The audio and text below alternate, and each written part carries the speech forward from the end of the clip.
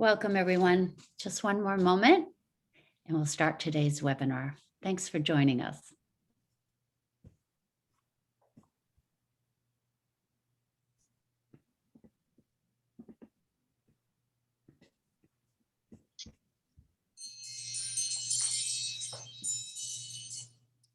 Okay, I heard a little feedback there.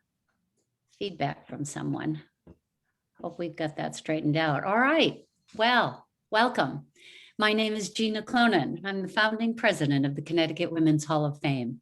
For nearly 3 decades, the Hall has worked to discover and share the stories of women. Our various educational platforms acknowledge the individual and the collective feminine voice. There's no more important time than now to talk and listen.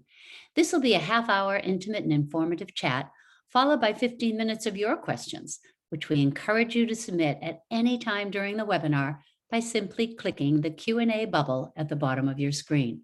I'll try to get to as many as possible. Our goal is simple, a virtual gathering to talk about today's important issues. We hope this will be a useful source of information while offering up helpful takeaways. We'd like to thank the William and Alice Mortensen Foundation and the Avangrid Foundation in partnership with CNG, SCG, and UI for supporting this series. It's May, and May is for mothers. This month is the first time that our webinar will feature 3 guests, and more importantly, 3 moms, plus me, makes 4. This is a conversation for, with, and about moms. So please welcome General Counsel to Connecticut's Lieutenant Governor, Cherie Phoenix-Sharpe, a volunteer at the nonprofit Public Allies of Connecticut, and a postgraduate student at Southern Connecticut State University in Women and Gender Studies, Nina Dudley, and the Executive Director of the Permanent Commission on the Status of Women for Connecticut, Tina Courpas. Welcome, ladies. Thank you, Tina. Thank you. I'm so glad you could all come on today. Thank you so much for taking the time out of your busy schedules. So let's get right down to it. We all know it's been rough, the pandemic. This chat today is entitled The Adventures and Misadventures of the Pandemic. So how did you keep calm and manage stress? Tina? Well, I think that the way I always try to do so, if I feel a little bit more burdens and challenges, obviously, in this pandemic year. For me, my biggest fears centered around my family. I have 4 children, my family getting sick. But thank God, 2 of my children got COVID, but got through that fine. I also have an elderly mother who moved in with us during the pandemic, and I faced some real fears and worries about my children's desires to socialize and see their friends, balanced against my responsibility to keep my mother safe. So I think that we handled that with a team effort of all trying to manage and help each other meet everyone's needs while at the same time protecting, the most vulnerable in my family. Absolutely. And Cherie, you became a first-time mom in the pandemic. How did you handle that? Well, it was definitely very tough. There were a lot of things that were different during pandemic time, even when it came down to my OBGYN appointments before the baby was born. My husband wasn't able to come with me because they only allowed the pregnant mom in. So there was a lot of FaceTiming and things of that nature. But, I was raised very much on the understanding that it takes a village to raise a child. And obviously a child's not just a baby.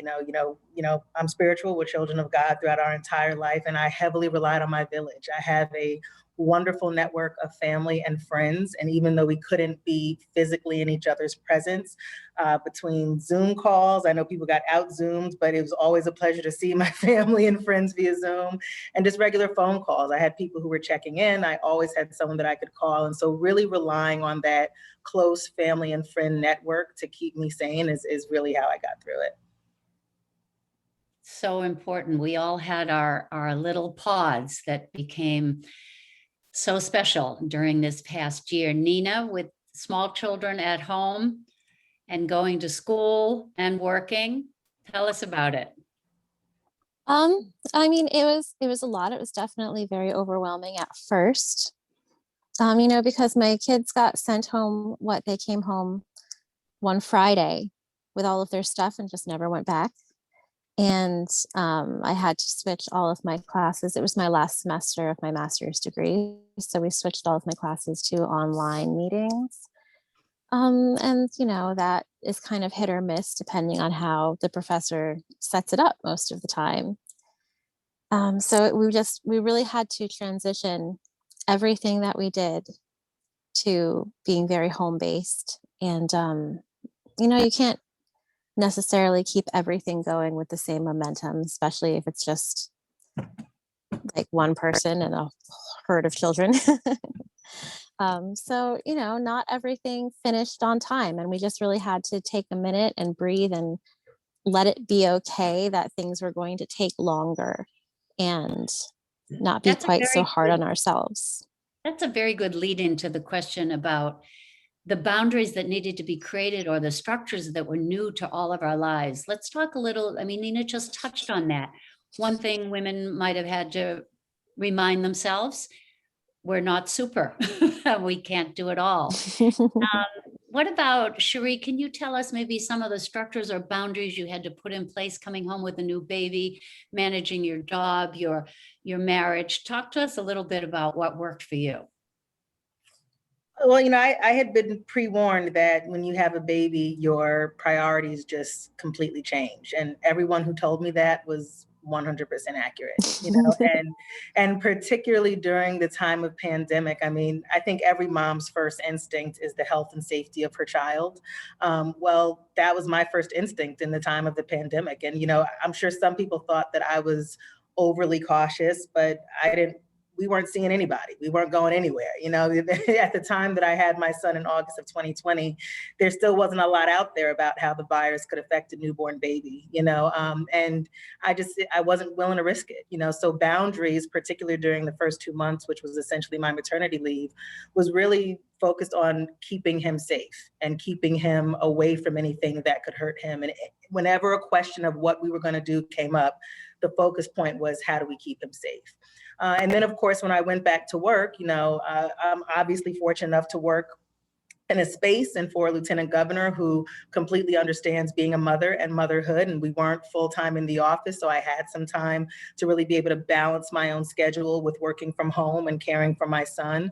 And we did eventually wind up making the decision to put him in daycare because, my husband and I eventually were both, really at full capacity, and we had to put him into daycare. But it was one of those things where is when people understand that your top priority is the safety of your family, then boundaries become fairly easy because every decision comes down to that first. That being said, it also means working later hours, right? If you're going to be flexible during the day, then that means you're going to be up at 2 a.m. preparing documents for the next day. But you just got to prioritize when to do it and how to do it to get it all done, but never lose focus about what's most important. Very, indeed, very, very important. And it might be a good time to mention that we're talking about moms in the month of May, but grandmoms too. And I became a grandmother during the pandemic, and it was a mixed blessing. On the one hand, we couldn't see the baby, we couldn't travel. And because my husband and I are in the age group that was at most risk for the first part of the pandemic, we too, like Cherie and her family, didn't do anything, didn't go anywhere, and wouldn't have risked it for the world. But we did learn that children nowadays really don't mind seeing their parents on screen. I sometimes think that our little Noah gets frightened when she sees me in person because she's so used to seeing me on TV. So that was a good thing. We got to see her more than ever. And I think we all probably have had that Zoom experience we're having right now, as we never knew we'd be spending so much time looking at people on a screen and actually sharing fun and intimate moments. So there was something about being stuck at home that brought some new opportunities. Tina, can you talk about any new opportunities that came to you during this time? Yes, I think that there were some silver linings or new opportunities. I shared both Cherie and Gina's experience of connecting with, for example, college roommates who we talk one-off with over time in the many years since we graduated from college, but now have regular get-togethers over Zoom. I also felt like the pandemic really provided a work opportunity. The PCSW is a longtime organization, but also really an entrepreneurial startup in our new nonprofit configuration. And we really had many opportunities for very talented young interns who were very interested in our work from places that, if we were still meeting in person, wouldn't otherwise have been able to work with us, and created a real team. There were a lot of available, really interesting young, they happened to be women in this case, who helped us because their regular internship physically in an office didn't come through for the summer of 2020. So there's just a lot of talent out there. That was a real opportunity for us and a really interesting new time for us to figure out how we can operate the most efficiently. Some of those holdovers I think we will keep after the pandemic. So that was another opportunity. With respect to boundaries, I must confess I'm still struggling with the work-life balance that being online for for the workday presents. The ability to be checking your emails, we all know this point. I think that that's something I really sort of need to work on, because the definitive beginning and end of the workday does impose a structure that I don't feel like I really have right now. So that's a work in process. That's a very good point for all working women. During this pandemic, there was no beginning or end. It was just really 24/7, whether it was the domestic sphere or the professional sphere or the more intimate sphere. It became very difficult. And speaking of opportunities, this Connecticut Women's Hall of Fame webinar started in the pandemic. We'd never had a webinar series. All of a sudden, we were unable to do any of our events, our in-classroom teaching, all of our educational programs were put on hold. And we thought, what can we do to be relevant during this time? And we thought, talk to women, which is exactly what we're continuing to do. Speaking of everything that happened during the pandemic moms, as we may have all called ourselves, we had triple burdens. And I'd like to talk a little bit about the classroom and the home all in one. And Nina, with small children, as you just said, a Friday they came home, their backpacks packed, and they never went back. And perhaps they're not even back yet. So tell us about your experience and how did you manage being a teacher at home? Well, it's worth mentioning that I also worked as an online teacher before. I've tutored children in ESL that live in China, so I am familiar with online learning and its structures and the way it's different from being in a classroom. So I kind of thought I knew what I was expecting as the schools made that transition, and we gave it a shot. But it did not work very well. So my kids are 14, 12, and 6. And as you can imagine, the 6-year-old was not going to be sitting in front of a computer for hours every day and doing that on his own to a level that would allow me to also be working at my computer in the next room.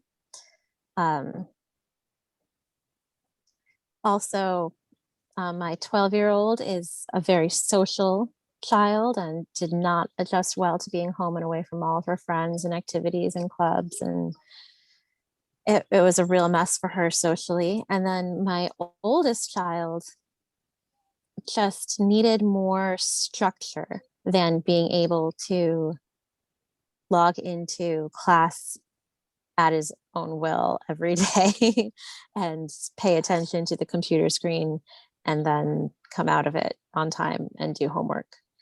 So the system did not work well for any of my kids, and it seemed pretty obvious that we were going to have to find out, something else to do. And since my job had been moved to home and all of my classes had been moved to home, homeschool was an option. And I realized it wasn't for everyone, but it really worked very well for us. We enrolled in an online program that's private and follows Common Core, so they're still in step with their classmates. And it has its own challenges, but it works so much more efficiently just in that your child gets to learn at their own pace. So when something is learned, they move forward. My 6-year-old was doing class for an hour and a half a day instead of 4 or 5 hours. And that was great for him because he's an active little guy. So Nina, you started homeschooling last spring, Yes, we and tried. have you continued that through the whole academic year? We did. We didn't know what was going to happen with the schools as they talked about, reopening first halfway with still distance learning, and then also they've just recently reopened completely. But there wasn't very much warning happening before either of those things happened. And I think, like a lot of parents, I plan a lot of our lives around school, because that's a priority. Make sure the kids get to school. So not being able to have that foresight about whether they were even going to be physically at home or in the school building wasn't going to work for us and the amount of stuff that we have to fit into our schedule. And what do you plan on doing for the next academic year, beginning in September? Will you continue homeschooling? I don't think so. I think they're all ready to go back. My 12-year-old has been ready to go back since the first day he was home. But now that, a lot of the adult population is getting vaccinated, and even kids down to 12, they're both going to be vaccinated. I think they're ready to go back and they want to. And that's exciting, because the kids are excited to go to school. And that's, just one of the many good things that actually did end up coming out of this. Well, it's good. It's actually good to talk about that because, on one of these previous webinars, I got to talk to Miguel Cardona about the very things we're talking about. And we're so proud of him now in Washington, leading up the educational efforts across the country. But yeah, kids need school, and homeschooling is certainly a wonderful option. And I think a lot of people got a very good experience and a taste of it. But it's nice that as women and as families, we have choices. And some of the choices are going to be back in full swing in the fall. And does anyone have anything to say about the idea that we may see a more presence of remote learning than we ever did before the pandemic, and that there'll be some kind of a hybrid in situations? Any comments on that? I mean, I haven't heard about them doing that in my district. They're going back full-time, 100% in person. But I do think that there are a lot more families in the country that now think of homeschooling as a viable option, so it's more of an awareness that, maybe that does work better for some kids and some families, and that's okay. That's great. That is great to know. While we're still on the subject of children, Nina, this will go to you because you were the one with the most variety of age groups. How did you talk to them about COVID and quarantine and lockdowns? And how do you talk to them now when it's still a very difficult transition period where we're not sure, even as adults, we're not sure what the appropriate behavior is? So tell us about some conversations in your home right now. Well, I found that when they were still in school before it had closed down, for the older kids, their teachers were talking to them about it quite a lot too. So I wasn't the only, adult with this information. But I just tried to be very honest with them, that it was a serious situation, but that also there were things that we could do to protect ourselves. So it's not like, a hopeless apocalypse. There are some things we can do. Then for my son, I just tried to make sure that the things that were directly affecting him, he understood. I mean, he's 6. I don't think he's going to understand the idea of a global pandemic quite yet. It's heavy. But I tried to be very honest with the older two, and we were very careful. We pretty much created a little bubble on our home and in our yard and just didn't go anywhere for a while. So we had a lot of time to talk about it. But yeah, we do have family that did end up getting sick, but they, thankfully recovered. So it's been up and down. It's been a little scary, but kids are resilient, and you just got to be honest with them. It's true. I think we chatted a little bit about this before, but we all know that it was day in and day out, and that much of the burden fell upon women in so many ways, from the way they might have had to change their work schedule or even leave their jobs, the domestic burdens, all the different issues that we were facing.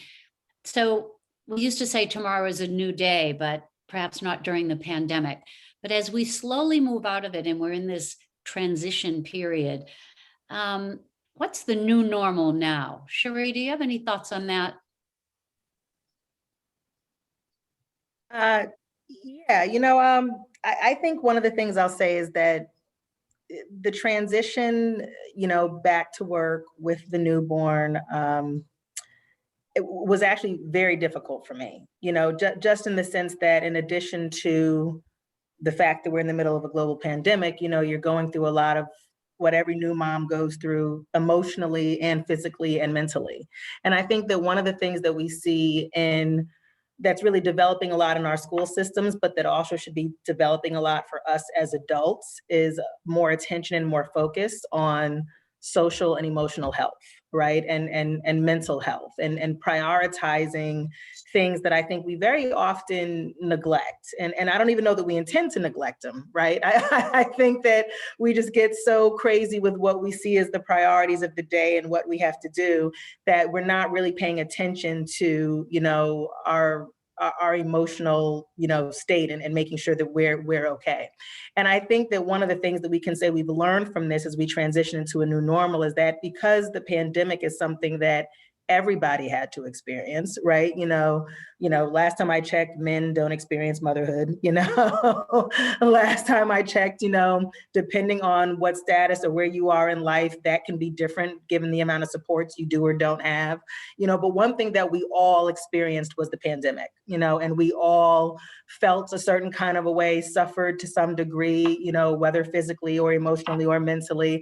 And I think that everyone can now relate a little bit more about how important it is to try to create that work-life balance that Tina was talking about as difficult earlier, and that I still do struggle with. I mean, don't get it wrong. I create boundaries, but I have not, I'm not winning in the figuring out work-life balance category necessarily. But I think that I think one thing that has become just a people shared interest, no matter your gender, your race, what you do for a living, is this understanding of really taking care of yourself. And I think that as we look to the future and as we think of a new normal, we have to be more considerate of what that means. Now that we can understand that you can be productive if you're not physically at work all the time, which we've all learned and we've all seen. You can be really great at your job and also be a really great mom. And guess what? Great does not mean the same thing for everybody. I don't get to tell a different mom what her great is. You got to have confidence in what you want to do for your children and how you see yourself in your profession and how you see yourself in preparing and creating your life. So I think the understanding for self-preservation and really taking care of ourselves, and the understanding that looks different from everybody, has got to be part of our new normal. I think we were often very unforgiving in the past if people didn't do things the way that we thought they should. And I think now we've come to realize a bit more that people have to make their own decisions to do the best that they can for them. And that preserving their mental health and emotional health is just as important, if not more important, than almost anything else. I so agree with you. And, perhaps this would take a moment to talk about some of the changes in your life over the past year that you might discard or keep. I can start this by saying that, for one thing, I let my hair go gray, which was so liberating. And I'd always thought about it, but I don't know if I had been going out as much or having to go to the office in Hartford or in New Haven or whatever, would I have been able to take that. But it gave me such personal strength, because as I approach 70 this year, the idea for me is authenticity. And so involved in that authenticity is the way I look at myself and who I really am and the way I think. And so in many cases, this year was so liberating for myself and for a lot of women. We started looking at our wardrobe differently. We started looking at our kitchen experience differently. We started looking at how much TV we watch or don't watch differently. And we started looking at our families as that ultimate pod, as Tina said at the beginning, the thing we looked at more closely and worried about. And we started maybe even to see how women often overextend themselves. And when we couldn't, outside of that virtual home, we started to look at ways that we could perhaps prioritize in the future. I feel that my priorities have changed, and I think that's a great thing. Tina, what kind of changes are you going to keep or throw away? I think one thing that really was a bit of an epiphany, my children are age 19, 17, 15, and 11. And so I had a class of 2020 graduate from high school during the pandemic, and now a college freshman during the intermediate period of the pandemic. And I think that something that happened, all of the hoopla around a high school graduation really didn't happen for him because the world shut down. And that meant a bumped out graduation in the middle of July, which was, we couldn't attend. And all of the prom didn't happen, et cetera. So those were negatives and those were losses for him. But what I think came out of that was, whereas the summer after senior year in high school, a lot of his friends or people in town normally go their separate ways, internships, family trips.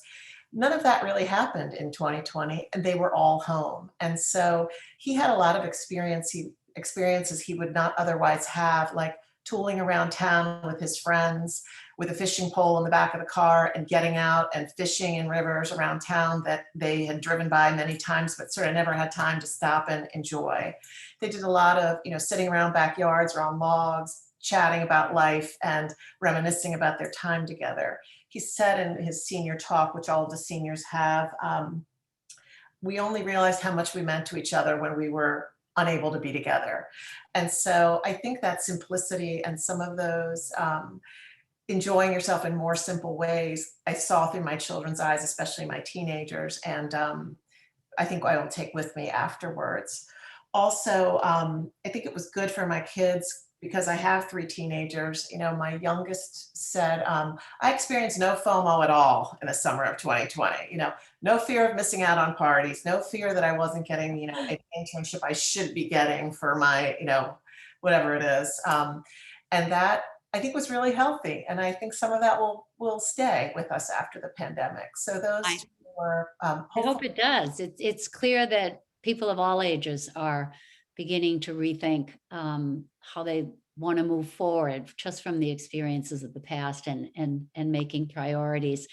And Cherie, a lot of us are moving forward and getting back to work. We're going out, we're eating in restaurants. But the transition doesn't seem to be perfectly clear, not in each community or family or state or across the country. Talk a little bit about some of the challenges you may see from your perspective in public service about people going back to work and about employers perhaps asking for vaccination cards or not, or some restaurants requiring that you fully mask up and others not. And, going to the supermarket where you used to feel confident that everybody was doing the same thing and maybe now they're not. Can you speak a little bit to that? It's a gray area we're in right now. Are we coming out of it or going into another new kind of normal, as you said before? Well, I think first, just to comment on something Tina said, I actually learned during this pandemic that I'm not as social as I thought. I am more of a FOMO person. So when there's nothing going on, I don't have a problem missing out because there's nothing going on. But when there's things going on, then yes, I want to be out and about. No, it's a great question, Gina. I think the difficulty is that, right now we're in a phase where you have a lot of people that are vaccinated and you have a lot of people that are not, right? And right now the guidelines we're getting have to do with, not wearing masks if you're vaccinated. But the reality is you've had people throughout this entire pandemic that have had no interest in following the guidelines. We know that, right? We've seen tons of news stories about it and how people have felt about not wearing masks and feeling like that's infringing on their rights. So I think the reality is that as you walk through every day, you don't know whether or not someone is following the guidelines or taking their own personal stance on wearing a mask. And that's something that is, going to bring some discomfort to some people. I think that, where you might wind up seeing that play out in different workspaces has a lot to do with the kind of job that you're in. You know, are you someone that publicly interacts with people on a regular basis or not? Are you someone that has to travel for your job or not? And I think it's going to get very tricky. I mean, we've already heard that some airlines are about to require, you know, I don't know that any of them have yet. I honestly don't know where they stand with that, but some airlines early on were saying that they plan to get to a point of requiring proof of vaccination before they let you travel. And so you just, it'll be very weird to see how this goes. And I don't know that anybody has, you know, determined anyone's specific legal line on it yet. You know, I think that people are really trying to do what's best for their environment, to keep people safe. And at the end of the day, you know, safety is going to be a priority for people. It's important, not just as, you know, a human thing to do to try to make sure that people's safe, but it's important for employers to keep their employees safe, to keep their customers safe, right? So people are going to have to make a lot of decisions about where their stances are and you know, what they decide to do with respect to what they require versus what the guidelines are versus what a personal decision is. And I honestly think that with something like that, only time will tell. You know, you just never know how, you know, any individual organization or employer or public, how anything's going to handle it, you know, based on the current circumstances and their particular scenarios. So it'll be interesting to see where we head. Do you hear any talk in the chamber halls about maybe Connecticut issuing a, you know, a vaccination card? I haven't heard that in the chamber hall, but you know, okay. I'm not in the legislative branch, so I can't tell you. Okay. I haven't, so I guess we'll see. Well, while we're talking about the public sphere, this would be a good time to talk about this incredible report that the Permanent Commission on the Status of Women had completed during the pandemic called The Economic Impact of COVID-19 on Connecticut Women. As we spoke before, the pandemic has laid bare the stark inequities among women by the color of our skin, our employment, and our family status. How does that support break down across those identities, Tina? And what more can you tell us about your report and what changes we can hope to see as a result of that study? Thank you, Gina. Yes, the PCSW, like we all heard in March and April of 2020, the national statistics coming out about really a crisis in the childcare system nationally, and women leaving the workforce in record numbers, both voluntarily and by losing their jobs and being furloughed. So the PCSW embarked on a research project to really quantify this for Connecticut's women in particular. So that consisted of focus groups and a survey that was taken by over 1,000 women in Connecticut. And the takeaways of our work were really in the areas that we're talking about here, were really that the childcare system was already in a state where there was a lack of capacity and a lack of paying a living working wage to the women who predominantly staffed the childcare system in this state and in this country, and also highlighted for everyone what it really means to balance work and family. So going from a 2-shift life to basically a 2 nonstop overlapping shift life in the pandemic, where you were working all the time and being home with your children all the time if you were a working mother. A lot of those things pre-existed COVID, but were laid bare by the crisis itself. So the takeaways from our report were in the areas of job losses, in the areas of educational impairments, and in the areas of housing and food security, there were inequities of the impact that women felt across racial and ethnic lines. Women of color, and in particular in our state, Latina women, suffered more than the pool average in those areas. We looked at also whether socioeconomic level, household income level played into that. And there was a significant correlation in those areas, as you would expect, with the lower socioeconomic levels. And then when we overlaid the racial data on the socioeconomic data, the lower economic areas were more heavily populated by women of color. So it both laid bare the racial and ethnic implications and also raised the question, why are those women of those racial and ethnic groups more heavily concentrated in the lower economic areas, and getting under that, obviously. I think that the good news is for the childcare space, and Cherie knows this because she works amongst all of these very, very competent departments that are doing such great work in our state. There's a lot of federal money that came to Connecticut in the $1.9 trillion relief package. 10 billion of that came to our state. And of that, the governor has allocated $210 million specifically to this space. And that includes addressing just the things I have just noted. Expanding eligibility for care for kids, which is the Connecticut system that supports the lowest income families with childcare. It also, I think, very importantly, tries to expand that program to cover women who are retooling themselves educationally, actually all parents, who are trying to train to get that first job. Right now, Care for Kids covers you if you already have a job. But if you're trying to improve your life and you're trying to become educated, the program would be expanded for you to be eligible for that also. So there's a lot of exciting things happening in Connecticut in the child care space. I don't want to say that people didn't, the negatives did outweigh the positives. A lot of people suffered. However, this is a real opportunity with federal funding to pilot some things and to hopefully make permanent some things which could outlast the pandemic and its aftermath and really be benefits for working mothers and working parents. That is all good news. And I know that I think we were all very excited when President Biden outlined so many initiatives in his 100-day address that would serve the needs of women across this country. So whether it's the Fair Pay Act, or it's the child care tax incentives, or it's, family planning, there were just so many things that directly addressed the needs of women. And so I think we can look forward to that implementation and a lot more help on the way for all of us.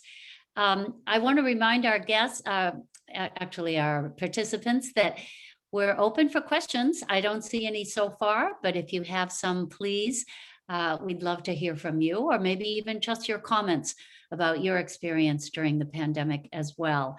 I'd like to maybe wind down and ask each of you, and it's based on a quote I read somewhere, that pandemic moms had said it's been the worst and the best time.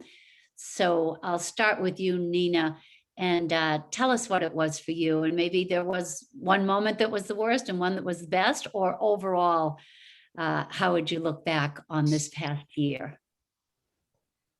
I really don't think I can narrow it down to just one moment of each. It's been quite a roller coaster. I know a lot of people had family that got very, very sick. I had adults and children in my family that got sick. But I think the best part of it was, remembering that as a family, we actually like each other. My kids, when it comes down to it, they will protect each other if they need to. They will help each other when they're asked to. They don't always get along, but who does? So holding on to that, I think that, as we go back to working in our offices and our kids are in school full time, to just really remember that we actually do enjoy spending time together, and to make sure that that gets worked in. I like that. Cherie? My answer is not very different. I mean, I think the reality is when you ask me, was it the best of times or the worst of times, it depends on the day you ask.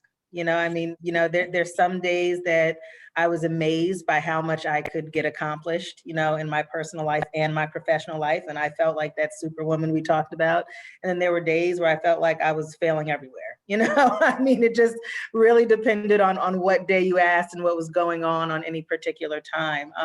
But the reality is, I think that I'd certainly probably spent more time with my son than I would have spent otherwise in the early parts of his life. And that's a blessing. And I can never say that 2020 was an awful year for me, because it's the year he was born, right? It's the year that I became a mom. So I can never say that the entire thing was awful by any means. We had definitely some rough times. Many of us, most of us have lost some people, and some of us have become even closer to those people that we have and hold dear. So it was definitely an up and a down. And I think that what I will mostly take away from it is, again, remembering what my priorities are. I mean, you couldn't help but to really figure out what's most important to you during this time. That there was no way to not really figure that out. And I don't plan to lose that, no matter what the future of anything looks like. I want to always keep in mind what's most important to me and prioritizing that at all times. And Tina, what about you? I think for me, a big takeaway was, and a big learning opportunity for my children, and a reminder for me, is that, again, I'm focused on my senior and now college freshman. It didn't look at all like it should have looked. The graduation didn't look like it should have looked. Prom didn't happen. Freshman drop off. We couldn't go, so he drove himself. None of it looked like it should look. And I wish he hadn't had that lesson so early, because 18 is young to really get that. But we all in middle age know that sometimes life doesn't look like it should look. But it also doesn't mean that it's not great, because there were so many great things still, so many joys, so many great memories, so many other memories that wouldn't happen, so many people that came into his life who may not have because of the pandemic, that even though it doesn't look like it should, it can still be great. And that I had to be reminded of that as a sentimental mother. And I think that was a learning experience for my older children too. I think that's great. I'll say that my husband and I decided that after 43 years of being together, not only do we love each other, but we really like each other. So we had fun, notwithstanding all the sadness, and we knew we'd lost people, and my great aunt died during the pandemic as a result of COVID. And, there were very sad moments, but for the two of us, it was a very warm, together can be wonderful. So we're getting a couple of question and answers, but first I'm going to go to Mary Lou Cobb, and I don't know why. I know you sent a chat, and it doesn't appear, it's being covered up. So I'm going to allow you to talk, and I'm going to ask you, Mary Lou, to ask your question of the panelists, please. Yes, can you hear me now? I can. Mary Lou, this is the woman I think I mentioned earlier, who founded the Cobb School Montessori in Simsbury, an incredible educator, and I'm proud to say a good friend of mine. Welcome, Mary Lou. What's your question? Well, my question, and you may have already answered it in different ways. I've been very interested because I'm a consultant now, and I work with schools and parents in schools and that sort of thing, which is one reason why I'm here today. But is there something you've learned about yourself in all of this? I mean, we've touched upon the fact that this has, in a way, given us a time of reflection. At one point, I said it was as if God or our supreme powers made a proclamation that we needed to stop, go inside, and find ourselves again and find our priorities. So my question really is there something that you discovered about yourself in this process? Thank you, Mary Lou. Thank you. Yeah, I can say that, and this might be shared by a lot of us, particularly as women, but I'm very hard on myself. I think that I create greater expectations and obligations for myself than anybody else does. And so, I'm often most disappointed when when I don't feel like I'm doing what I think I should be doing. And a lot of times I put a lot of unnecessary pressure on myself. And it took me a while to realize that some of the pressure I was experiencing, I was imposing on myself, and that I just didn't have to do things the way that I was telling myself at the time I had to do them. That being said, I also learned that I'm very resilient, because at the end of the day, no matter how low or down I may have felt at one point, it didn't stop me from being able to bounce back and bounce up when necessary, and to be kinder to myself, So I think I took some very critical views of myself during this process, but learned a lot, and in a very healthy way. And thank you for that question, because I'm getting a little emotional over here, actually. But thank you for that question, Mary Lou. I appreciate it. Nina, what did you learn about yourself? Well, I mean, on a very practical note, I learned exactly how much sleep I need to get in a night to be an actual productive person, more than I had been given myself. But then I also learned that, you know, my situation is not necessarily the same as everyone else's, and so we don't necessarily need the same kind of support systems, right? Like a lot of well, I'm a relatively young mom. My oldest child was born when I was 22, so I didn't have a lot of mom friends my age for most of their lives. So, you know, when this first started and everyone was stuck at home, most of the posts I was seeing from, you know, my friends were like, "Oh, I'm so bored. I have nothing to do." It's like, wow, that is the opposite of what I'm feeling. Like all of a sudden I have, you know, 6 jobs instead of 3. So I had to really reflect and figure out what I was going to need as an individual to, you know, keep all of these gears turning and keep this household moving forward, because not everyone was facing the same set of challenges. Exactly. Tina, from the inside out. I think that I learned that maybe that I need to be more trusting. It's a strange comment to make, but when you're really faced with all this conflicting information about the pandemic and how to run your family and protect those you love with not that much information, and you could read all these different things that tell you all these different points of view. And then now, because all of my children except the youngest are eligible for the vaccine, I'm vaccinated, but my 3 teenagers became eligible.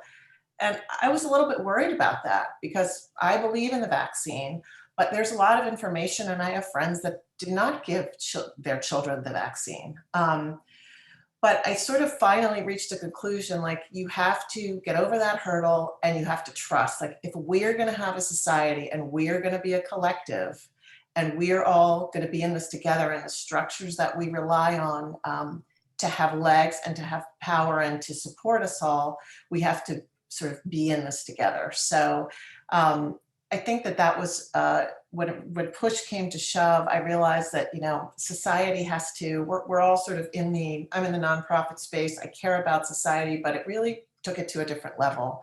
Like we really all have to be in this together, and we have to jump in with both feet and get out of this together. And I think I realized even more than ever before how important that is. I think that's a very important point. We do have a question, and I'd like to perhaps close with this. And it's an important one because we're all working moms, and that's what we came here today to talk about, that life-work balance. And this is to all of you. Are you seeing or hearing about employers recognizing the benefits of working from home to their employees, seeking a better work-life balance, and actively looking at ways to continue or to at least offer some of it as an option going forward? Cherie, do you think we get any word of that? I know that I hear from my kids who work in New York that offices are introducing a lot of new changes. They're cutting down on the size. They found out that not everybody has to be there 24/7. Some of them are working in teams. You're required to come into the office for 1 week a month with your team. And then during the year, they'll have some kind of retreat where everybody gets together. So I think the sky's the limit in terms of new work-life situations. Any news on that front from your colleagues and your place up in Hartford? Yeah, no, I think it's tough to know, particularly where the private sector is going to go, right? I think that to your point, I've heard similar stories. You know, I have friends that work at Google and Facebook, and they've been great with remote access, you know, during the pandemic. And I think a lot of times people have realized some of the benefits to that. But then you also, on the flip side, do hear people talking about how it's time to get back in the office. You know, I need to see people in the office, you know. So I think, you know, to one of my earlier points, I think a lot of this is really going to depend on the kind of service you offer, the kind of environment that you feel like you need to have to be as productive as you can be. I think it's undeniable that, you know, you can clearly be productive without being in the same space. I think we have all seen that. But I think it also comes down to some people feeling like there is a personal element and there is just something to say for being in each other's presence. And so whether it's full-time or part-time, I think we'll probably start to see a bit of a hybrid. I would hope that we actually into a new normal and don't go back to things the way they were, because we've learned for 30,000 reasons that the way they were just weren't necessarily the best way to be. But I think time will tell. We're right now in the exit phase, and I think there's no way to really know for sure, but we will see, and we can all be hopeful. Thank you. Anybody else comments about work-life balance? I mean, I have been told by, family members living out west that their companies are talking about having, small amounts of people in office at a time. It sounds to me like it's more to save on utility costs, but, we'll give them the benefit of the doubt. But I haven't really heard much about that over on this coast. I really hope, though, I have a lot of faith that employers are doing things like seeing that, some people are more productive in a quieter, more comfortable environment. And we have this thing happened where all of a sudden being an introverted personality type isn't like a bad thing, and you can like take a minute to breathe and get your work done at home, and it's more efficient for a lot of people. So I hope that, the employers are seeing that allowances for different work styles, because there are so many.